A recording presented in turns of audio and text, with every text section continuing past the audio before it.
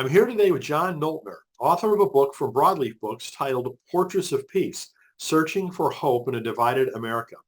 John is a gifted storyteller and photographer who has worked on 4 continents, gathering accounts of human courage, grace, and resilience. His work has appeared in the National Geographic Traveler, Forbes, Midwest Living, and the New York Daily News. His series, A Piece of My Mind, has been produced as 2 award-winning books and 4 exhibits that travel the country for presentations such as the Nobel Peace Prize Forum, Everyday Democracy, the National Civil Rights Museum, and the Gandhi King Conference on Nonviolence. John, his wife Karen, and their dog Bailey have pulled up their anchor from Bloomington, Minnesota, and taken their life on the road full time in search of stories of hope, healing, and transformation. You can learn more about all of John's work at apomm.net. That's APOMM, a piece of my mind.net. So John, thanks so much for joining us, and congratulations on all that you've done. Hey, thanks, Brian. And it's really good to be with you today. Thanks for having me. Well, it was really great to get to know you and learn about your work at Wild Goose because very unique, set of things that you're doing, and I'm anxious to let everyone know about it. Well, I'm glad to have connected with you there. I'm also glad that it's not quite so hot today as it was when we were at the Goose. Isn't that the case? So to get started, can you tell us what else you'd like people to know about you than what I briefly touched on? Oh man, we connections with that. I'm a father. I'm a photographer. I'm a storyteller, and I'm also a Christmas tree farmer. My wife and I have a Christmas tree farm in Western Wisconsin, but this project that we're here to talk about, A Piece of My Mind, is really rooted in listening and in storytelling and in using that storytelling to bridge divides and build community. So I'm really excited to talk with you about that today. Yes, absolutely. It fits very well with all the Healing Divides work that I've been doing too. Yeah. It's one of the reasons I was so excited when I found out about your work. So I mentioned in the intro that you pulled up your anchor. You're on a full-time road trip. Can you talk just a little bit to share with people what that's like? Yeah, I'm coming to you from our mobile house and office and world headquarters. This is Vinny Van Gogh. And we've been on the road for 2 years now. We sold our house in Bloomington, Minnesota. Our kids were grown. I didn't ever care to mow lawn or rake leaves again in my life. And Karen and I knew that we wanted to shift into some other sort of situation, but we didn't know what yet. So we thought, I was traveling a lot with A Piece of My Mind, and we thought we would just hit the road. And so, especially for the last 2 years, we've been traveling the country, interviewing people from all different backgrounds, really trying to amplify voices of folks who are looking for creative solutions to some of our most challenging issues. So we've been down along the border talking about immigration. We've been in Mississippi talking about moving Confederate monuments, really all of the big issues that we're dealing with as a country. And but doing it in a van. And it's the weirdest thing about this shift for us is that it doesn't seem weird. We've always traveled a lot. We have always worked to simplify and sort of shrink our lives a little bit, and so getting rid of stuff was freeing. We gave away or sold most of our stuff. We have a little 300 square foot storage unit where we keep, memories and the kids' paintings from 3rd grade and all of those sorts of things. But we really shed a ton of stuff, and we're finding it freeing. We're finding that it frees us up to be able to go and explore ideas and places that we otherwise couldn't have explored. Sure. Wow. I will give you an aside for that and say that we do miss our friends. We know we're not going to do this forever because we again want to be rooted in community where we have the folks we love around us. But for the time being, this is where we belong, and we're Mhm. having fun with it. Well, since we're talking about road trip, do you want to share with folks some of the places you're going to be over the next few months, in case you're coming into someone's town who's listening? Yeah, yeah, of course. And we're always happy to connect with school groups and service organizations and book clubs as we travel around.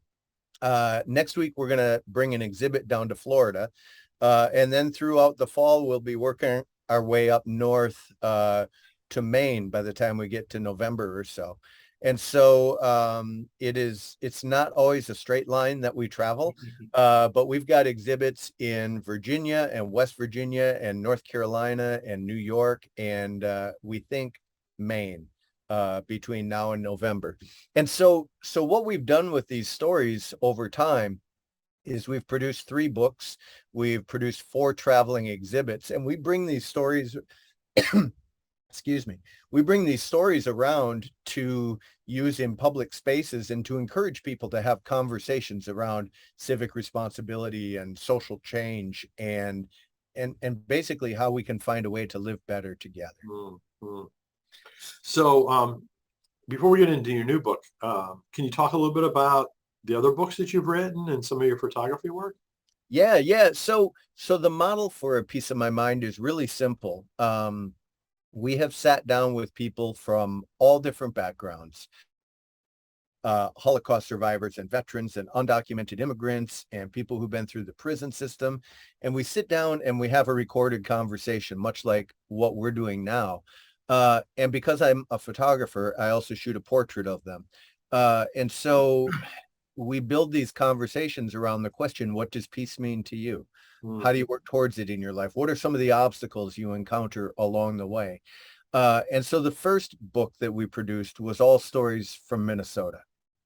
Uh, it's got a larger worldview than that because of who the people are, but basically a portrait, a little biography of the person, and then an excerpt from their interview.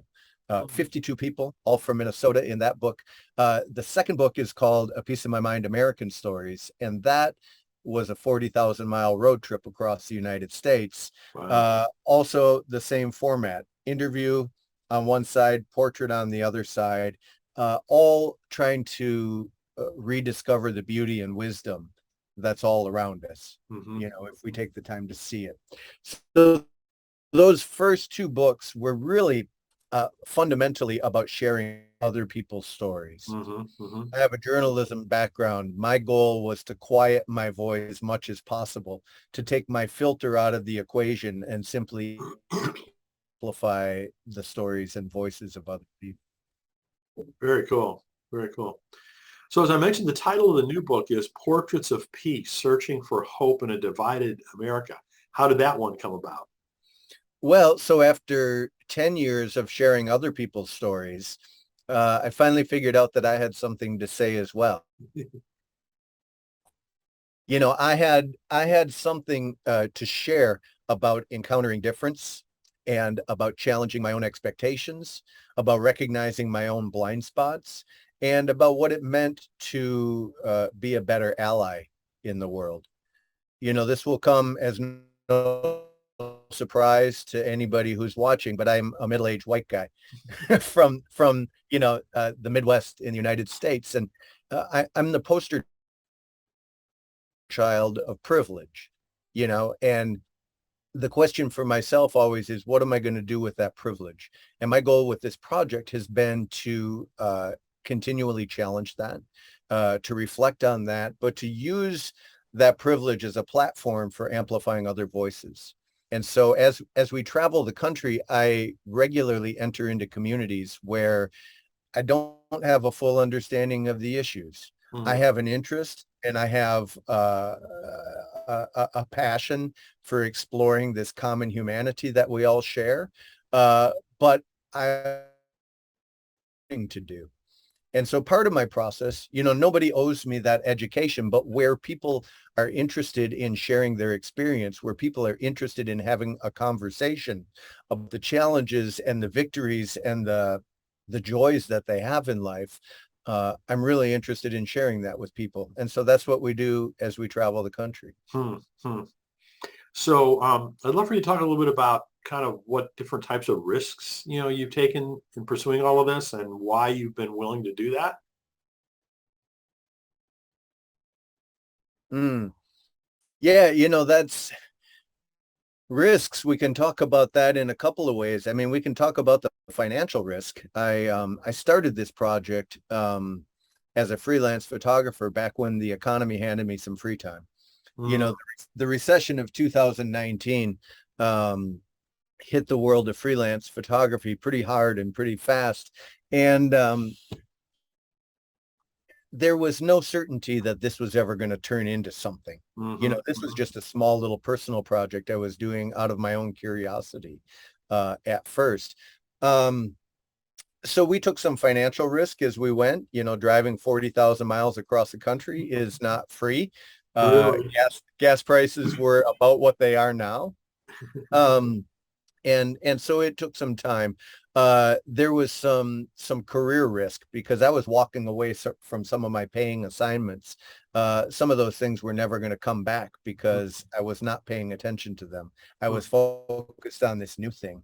Um, and then you just talk about artistic and even human risks. There are a couple of times in my experience where I've pulled up for an interview and I've texted my wife when I was traveling alone, and I said, "Hey, just so you know, here's the address where I'm going to be, uh, just in case I don't come back out again." That that has never happened. We have encountered nothing but the kindness of strangers, the goodness of people on the road. You know, I wanted to do some aerial photography and I met a guy in a bar over a couple of beers who said, "Oh, I just got my pilot license. I'll take you up." And I don't think your pilot over beers in a bar is necessarily the wisest thing to do. So there could be risk involved with that. I interviewed a shrimp boat captain and he said, tomorrow shrimping season starts on the Gulf of Mexico. I'll take you out overnight if you want to go out shrimping. Yeah, and I had known the guy for all of, 60 minutes at that point, but I said, that sounds good to me. So Oh, cool. I don't know, some people might consider that risk, but I consider it opportunity, Hmm, hmm. to connect with people. And frankly, I've never been disappointed. We have encountered good people and kind generosity everywhere that we've traveled. So how did you realize that this was what you wanted to do? That this was the dream you wanted to pursue?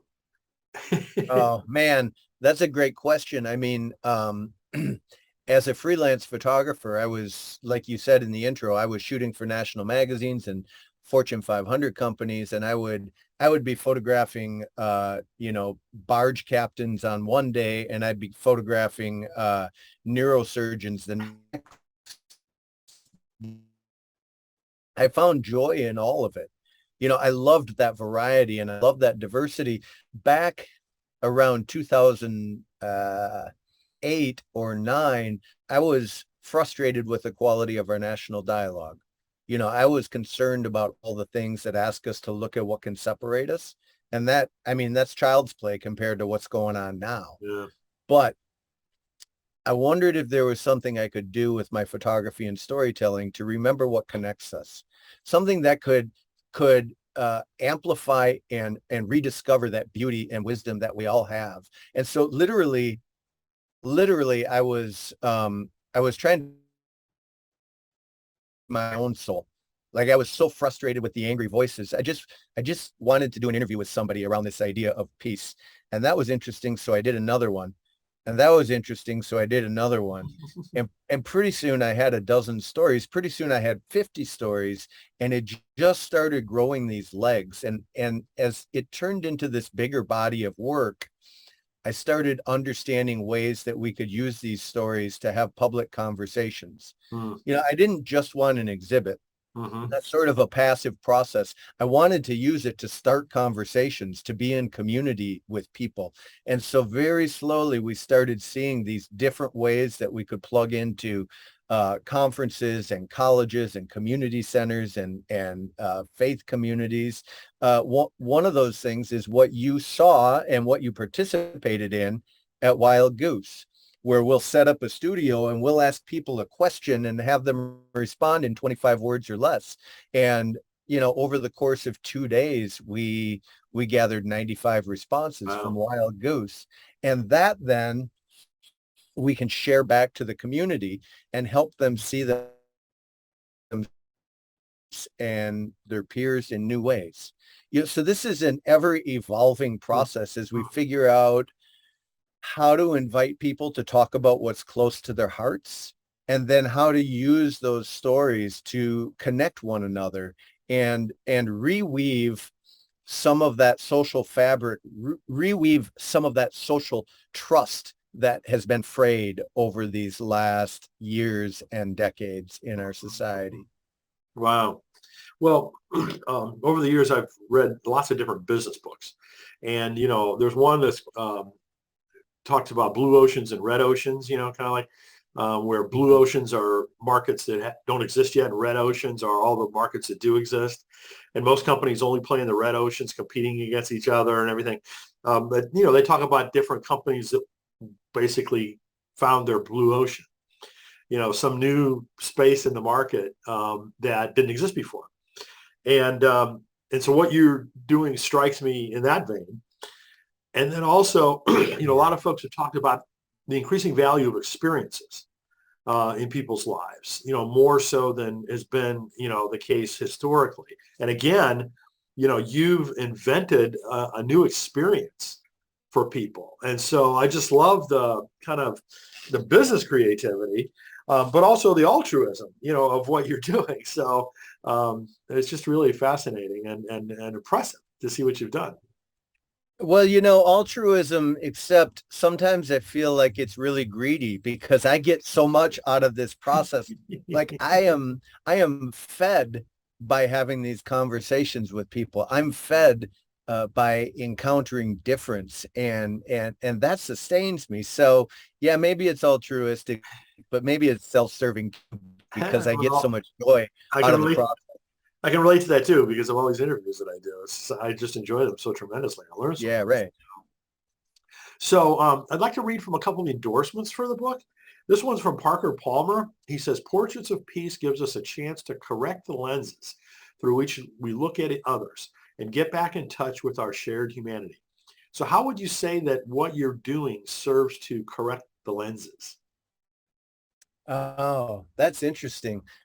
And by the way, I just traded messages with Parker Palmer. He continues to astound me with the work he does in the world. Yes. He's a good guy, and I'm lucky to be connected to him.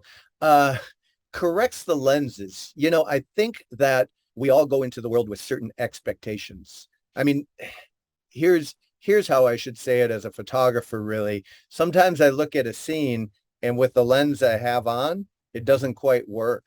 But if I change my lens, if I change that perspective and the way I'm looking at it, the scene is the same thing, but my understanding of the scene changes.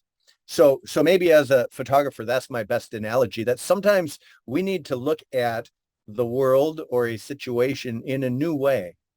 And I think that this kind of storytelling can do that. We might go into a conversation expectations of who they are, be it good, bad, or otherwise. But if we open ourselves up to that kind of listening, we can start to understand a new way of seeing them. We can start to understand that some of those preconceptions were not fair, were not accurate, were not grounded in any sort of reality. And so I think for me, changing that lens gives us an opportunity to see that thing in a new way. So here's another blurb from Padraig Otwama. He says, John Noltner knows three things about stories. People have them, people need to be heard, people need to listen. So how would you say that you're so good at getting people to tell their stories? Padraig, by the way, is a wonderful poet from the north of Ireland. And if you get a chance, he's got a podcast now on NPR. If you get a Yeah. chance to listen to it, it's a joy to read his writing, but to hear him say it in his lyrical voice is beautiful as well. Um, I don't I do works other than um, I'm genuinely curious about people, and I think that curiosity comes through. And I'm not entering into conversation with an agenda. I'm not entering into conversation to try to prove a point or to try to tell you you're wrong. Um, Entering into conversation because I'm curious and I want to understand. And I think early in my career, I was afraid to ask some difficult questions. Mm. Like I would think of an idea but I would back away from it because I thought, ooh, that's too hard to ask somebody that I barely know. But over the years, through doing this so frequently, I've come to realize that we really can talk about anything, that there are gentle ways to enter into conversation with people that show respect, that are housed in integrity and genuine curiosity. And when that's the case, and when we're gentle with one another, I think we can really uh, explore a lot of things together. Mm. Very cool. I like the idea that, you convey that you don't have an agenda going into the conversation. I think that's really important. So, Well, what would and let be, me yeah, go ahead. clarify that, Brian, that doesn't mean I don't have an opinion, because I have some really strong opinions about a lot of things. But I also don't need to that I'm right. I also don't need to uh, beat you up over thinking that you're wrong. And so I think if we enter into that sort of honest dialogue, I can say, well, here's been my experience. If yours is different, help me understand that. Tell me more about that. What do you mean by that? And those are inviting questions. Those are not um, let me beat you up and win this conversation Hmm. sort of questions. When we play that, we create defensiveness and the opportunity for real learning and connection goes away. Hmm. Hmm. So, what would be like the one thing that you'd like people to most take away from the book? Hmm. Oh man. I usually ask people what their favorite part of the book was. That's my game, but I guess uh I'm going to give you a two-part answer. That gives me extra space. I want people to challenge their existing uh, expectations, and I want people to commit to staying at the table, Hmm. right? We don't have to solve all of this today.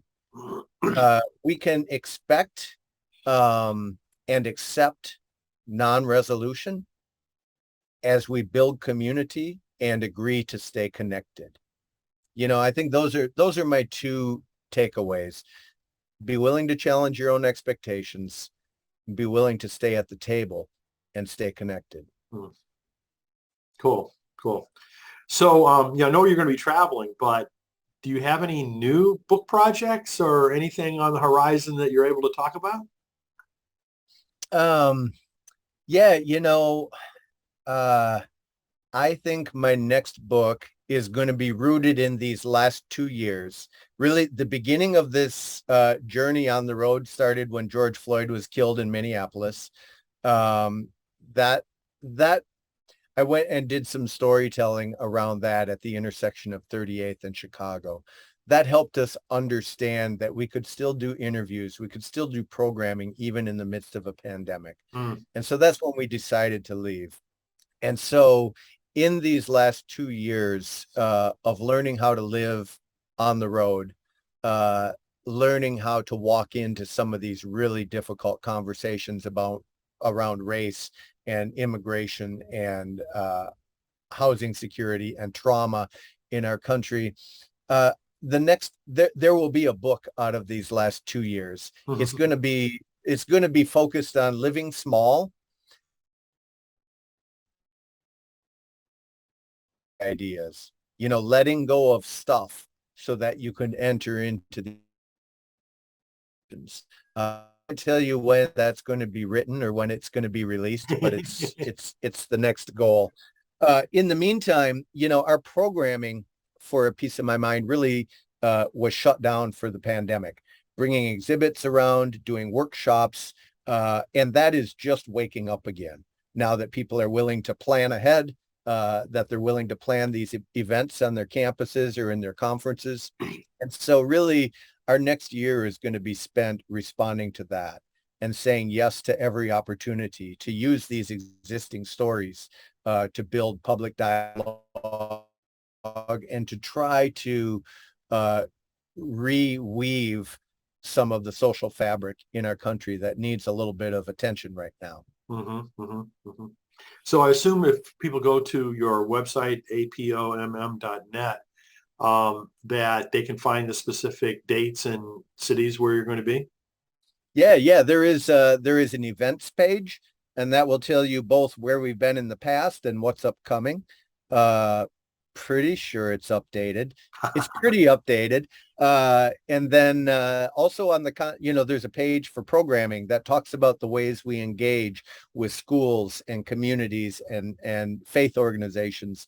And then there's a contact page where people can send me a note if they want to learn more, if they want to explore some ideas about what might be possible in their communities. I always say that we walk through the doors that are open to us. And so a lot of times these happy surprises fall in our laps of people who want to have these really important conversations in their organization or in their community, and they see this as a tool to be able to do that. Very good. Very good. Well, again, the name of the book is Portraits of Peace, Searching for Hope in a Divided America. John, thanks so much for joining us and sharing this amazing journey that you're on. Yeah, it's really good to talk with you, Brian. Thanks for taking the time.